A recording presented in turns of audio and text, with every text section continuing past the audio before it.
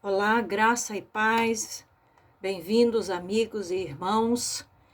Hoje vamos concluir nossas reflexões no livro de Esther e hoje vamos tratar das 3 festas do livro de Esther.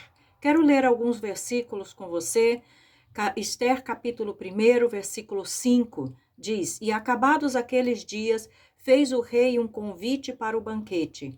E todo o povo que se achou na fortaleza de Suzã, desde o maior até o menor, por 7 dias no pátio do jardim do Palácio Real.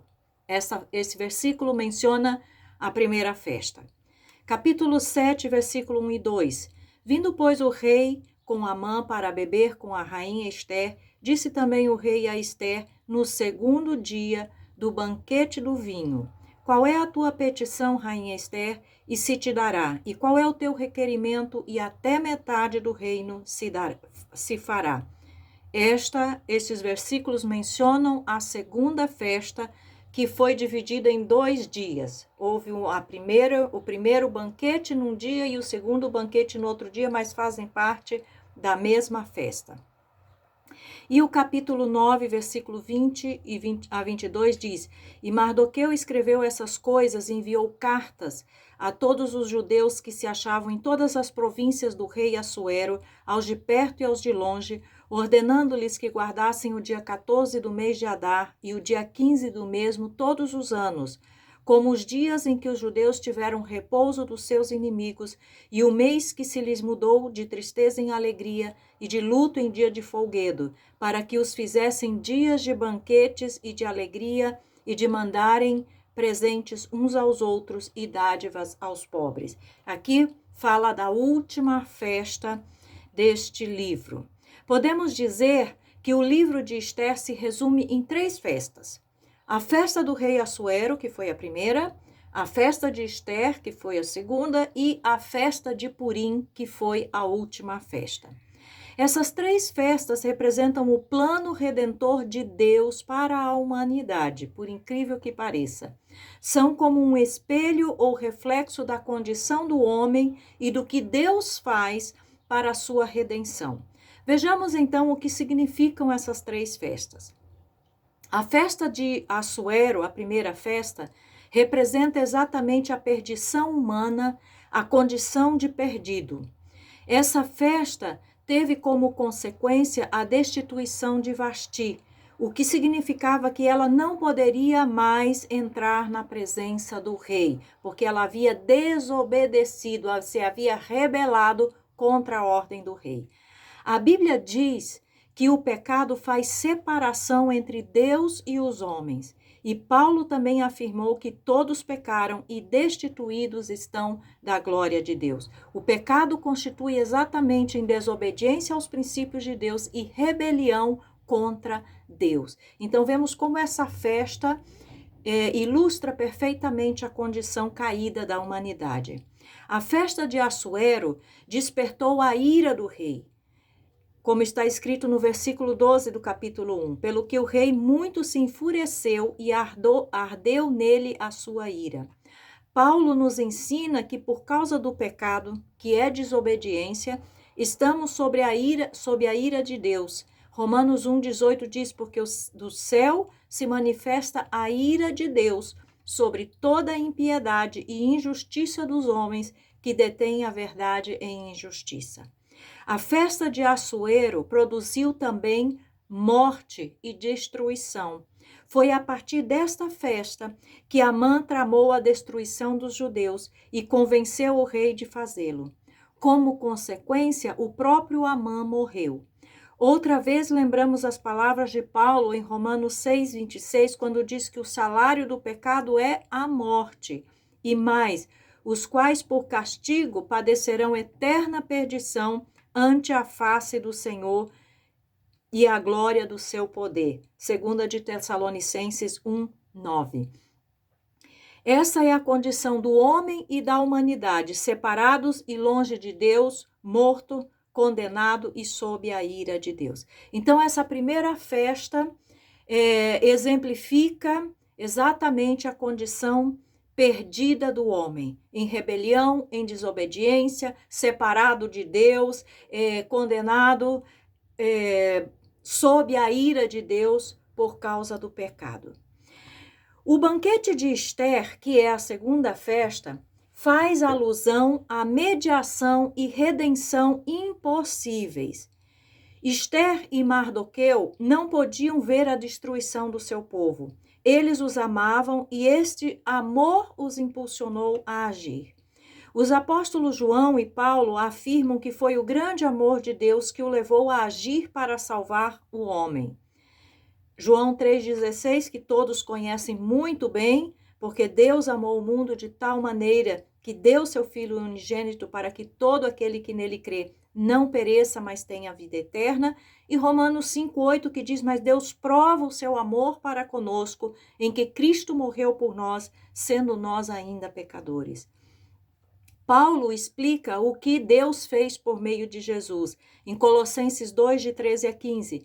E quando vós estáveis mortos nos pecados e na incircuncisão da vossa carne, vos vivificou juntamente com ele, perdoando-vos todas as ofensas, havendo riscado a cédula que era contra nós nas suas ordenanças, a qual de alguma maneira nos era contrária, e tirou do meio de nós, cravando-a na cruz e despojando os principados e potestades, os expôs publicamente e deles triunfou em si mesmo.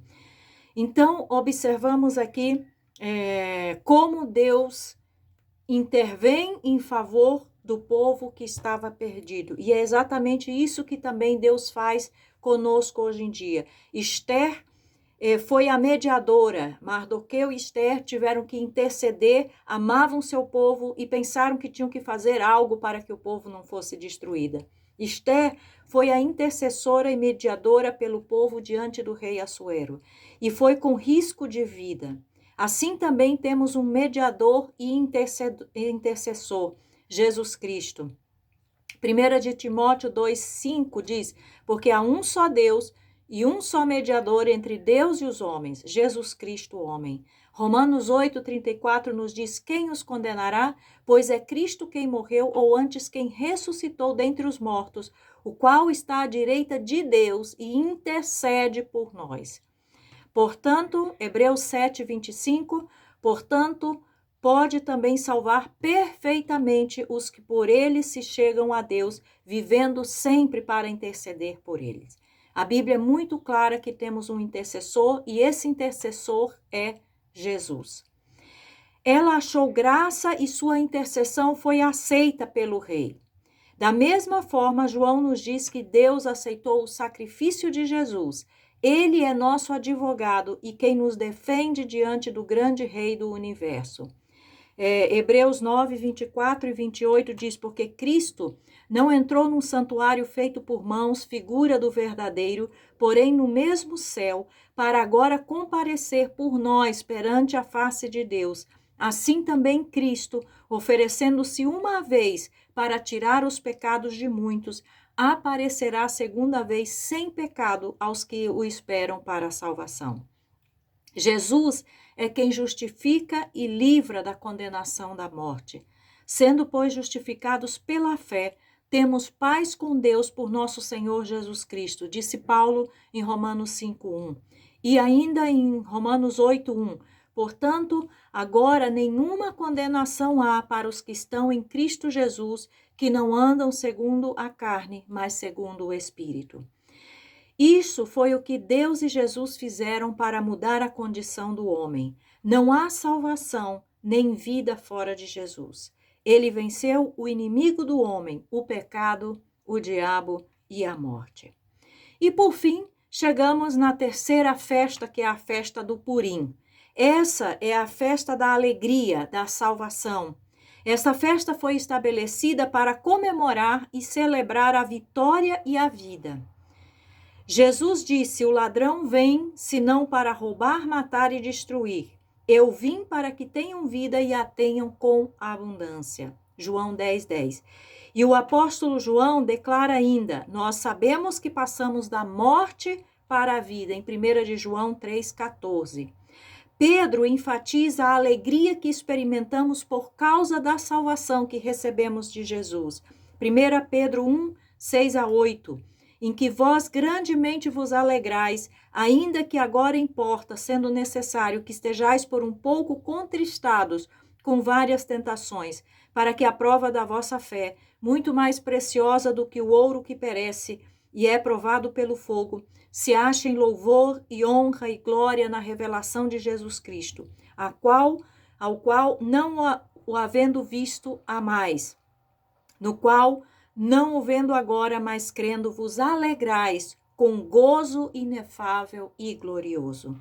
O profeta Isaías já havia profetizado sobre a alegria da salvação. Isaías 12, versículo 3 e 6, ele disse: E vós com alegria tirareis águas das fontes da salvação.